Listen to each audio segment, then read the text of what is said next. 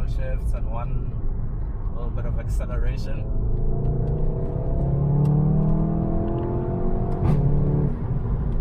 That exhaust is really loud and the pop signs. What is up, guys?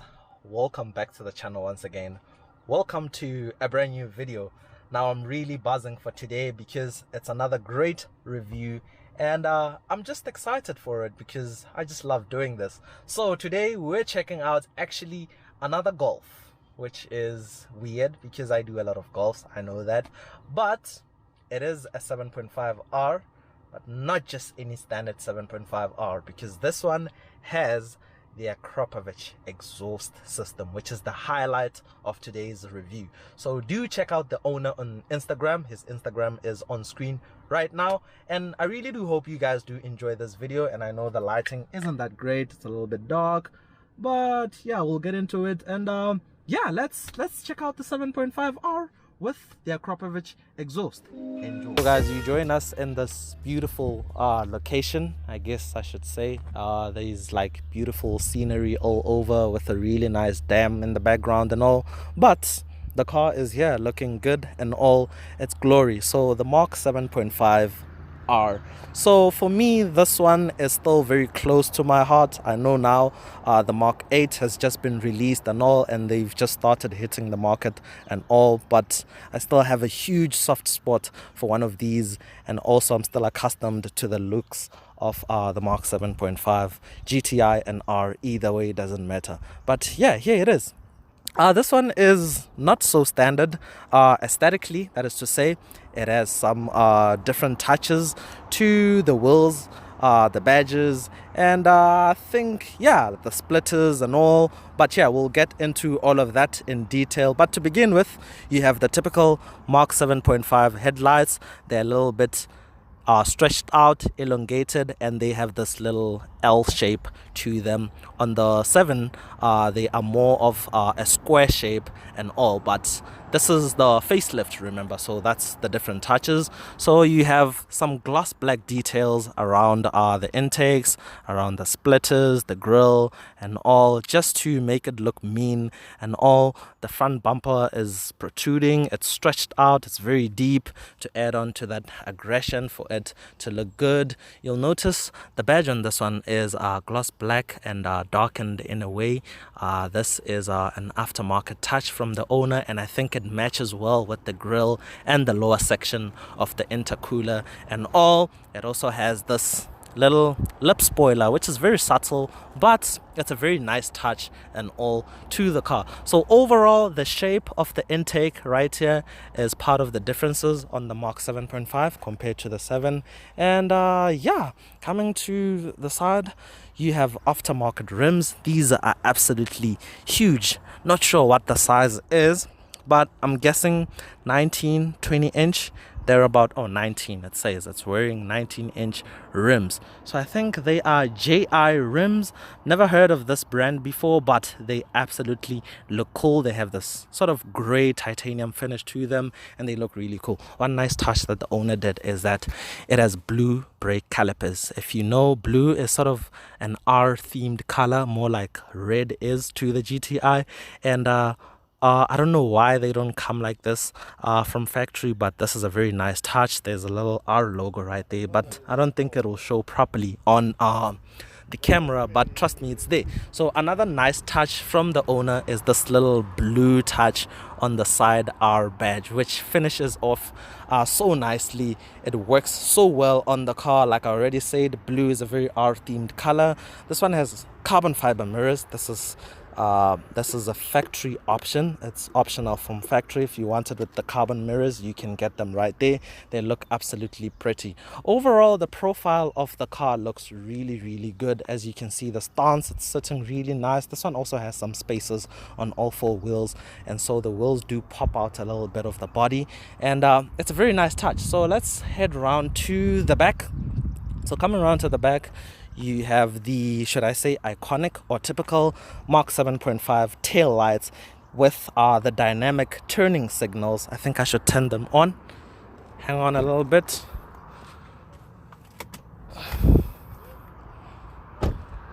So as you can see, you have the little swipe or dynamic turning signals, which is a very nice touch.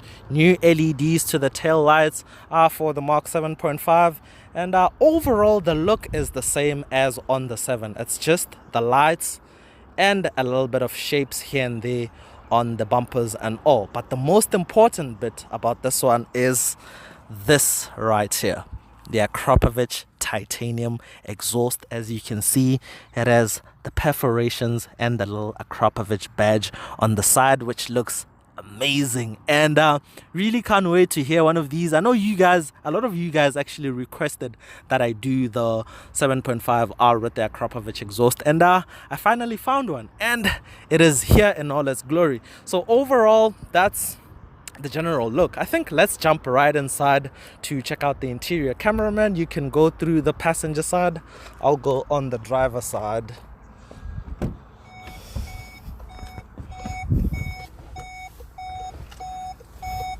Okay, remove one of these from here.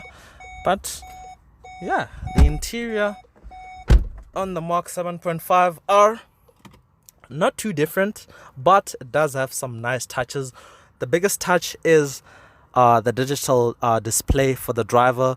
It's standard in the R, unlike in the GTI where it is an optional extra.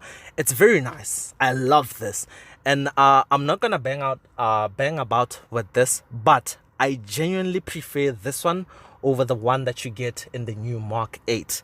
I'm not bashing the Mark 8. It's great. I already love it and all. But I feel like this one is a little bit more simplistic. I feel like there's a lot going on in the Mark 8. Also with the infotainment screen, in terms of the colors, I feel like there's too much color, and it's just too in your face. This one is really nice because it has a lot of white and some blue touches here and there, and it looks very, very cool. You have a bigger infotainment screen right here for your media, for your car controls, for your navigation, for your not climate control, because climate control is actually physical buttons. It's actually boiling right now, it's so hot. But yeah, this one is opted with the keyless start or keyless entry and all. So you have the little button here for starting and stopping the engine. So one thing I like is that you have a 4Motion badge right here. 4Motion is a VW term for four-wheel drive, kind of like Mercedes has 4MATIC and BMW has xDrive. VW has 4Motion. You have the key right here with the little R badge right there. Very nice. So because keyless entry, you just leave the key right there, just put your foot on the brake, hit the start button, and the car will start. Your drive mode select right here. You have eco for saving as much fuel as possible, comfort, that's self-explanatory, normal, race, and individual for customizing all the modes whichever way you prefer. Auto start stop, traction control button for putting it on and off, parking sensor button, electronic handbrake, and then yeah, that's pretty much it. Oh, by the way, the steering wheel in the R is a little bit different to the one you get in the GTIs, because the little rim that surrounds the buttons and the spoke itself right here is in gloss black. So this part right here that surrounds this section is in gloss black. In the GTI, it's actually metallic silver, so it's done in a metallic plastic finish in a way. So those are the little subtle differences in the R, and the owner did the badge in blue right here. So I'll just bring it this side, the camera this side, so that you guys can see. So the badge is just a little bit blue. So you have aluminium paddles down there for your brake and your accelerator. And yeah, this one has the upgraded sound system, which is dyno audio. Sounds really good. It's really loud. It's not so bad and all. And the seats are actually very supportive. As you can see, the side bolsters are really big, so they really hug you in, and you have a little R badge right here on the backrest, and it's full leather. There's some perforations as well, and yeah, that's pretty much it. I think right now let's get into the performance stats. So I'll just open oh, wait a minute, you have to open the door before you can pull the bonnet cover or bonnet lever. And yeah, let's talk about the performance stats. Oh, I just started it by mistake. I'll turn it off.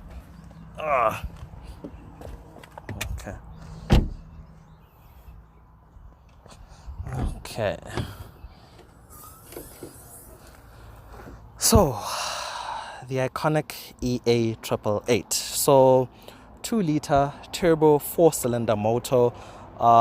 In here pushing 228 kilowatts, which is around 306 brake horsepower and 400 newton meters of torque.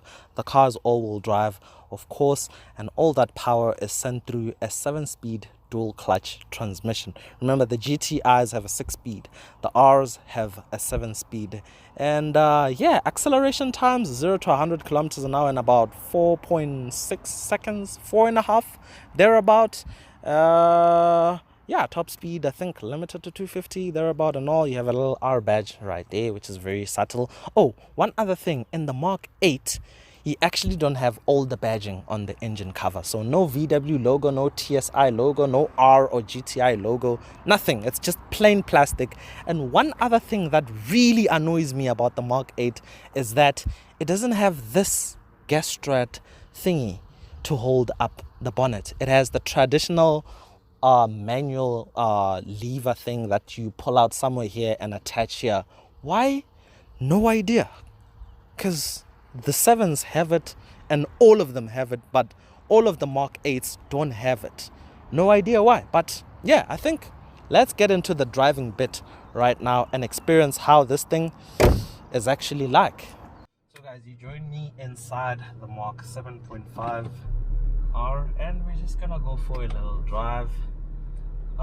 Since I've done a lot of videos with Golf Rs and all, I think we can start with the fun bit right away, because we already know what this car is all about. It can do the daily driving things really well. This driveway is a little bit awkward. Okay, but yeah, the car feels really tight, well put together, and yeah, the exhaust is not obnoxious, but it's really great when you're pushing it hard, and you can really enjoy it if you're into that sort of thing. But yeah, on driving on this paved way, I guess I should call it, it's well dampened, it feels really smooth and all. And yeah, we're just gonna drive on a very nice stretch of road with some beautiful scenery all over. It's quite busy, but yeah, so I think I'll drive in manual because I always prefer manual. We'll try a bit of downshifts and one little bit of acceleration.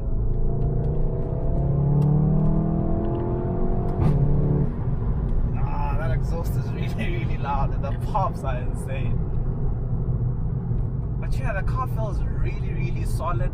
I have it in race mode as well, so the steering wheel is a little bit firmed up, so it hardens a little bit, just to give you a little bit of extra sportiness for that dynamic feel and all. But I'll try another downshift.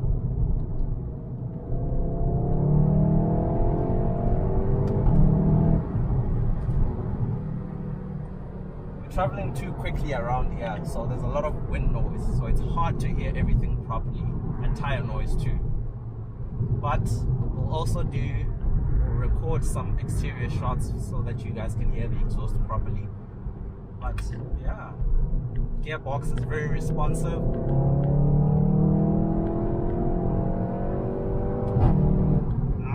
So when you rev it out all the way to red line, that pop on upshift is much louder. So if you want the loudest pops, rev it out all the way. So the red line is at about 6.5 grand thereabout. I'll try a second.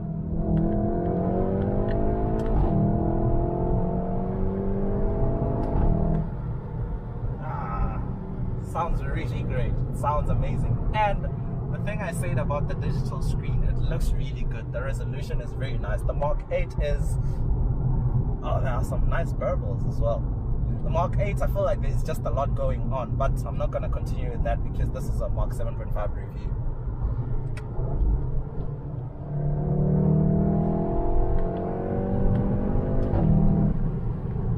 It sounds really solid. The road is very nice as well. I've been wanting to do a video down here. never had a chance. This is my first time doing a video this side. Yeah. There's some burbles on downshifts, but they won't come across on video.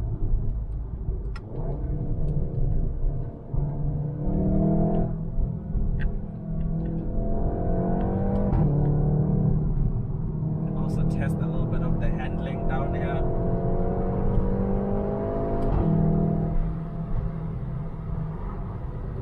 It's very solid, like it's great. Like these cars are not just popular for no reason. It's because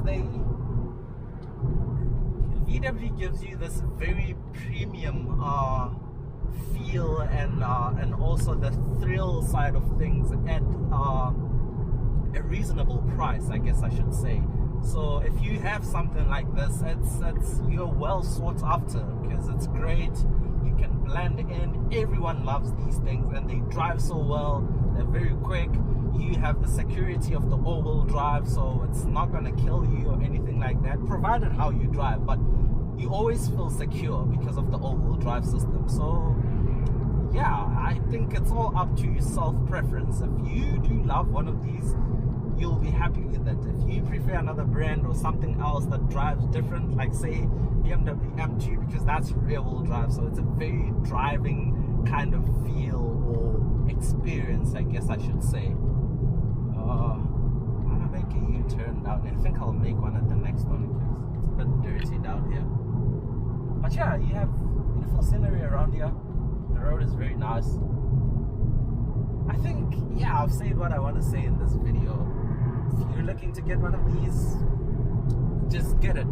But now the premium is so high because, you know, there's a low supply of new cars because of the chip issue that manufacturers use for the ECU and all. So used cars have actually appreciated so much in value. So if you're looking for one of these with a decent amount of low mileage, let's just say around 10,000 kilometers or less, with the Akrapovic exhaust and your keyless entry and all, you're looking at about 800k thereabout. So they are, yeah, you'll pay a really high premium, but it's worth it.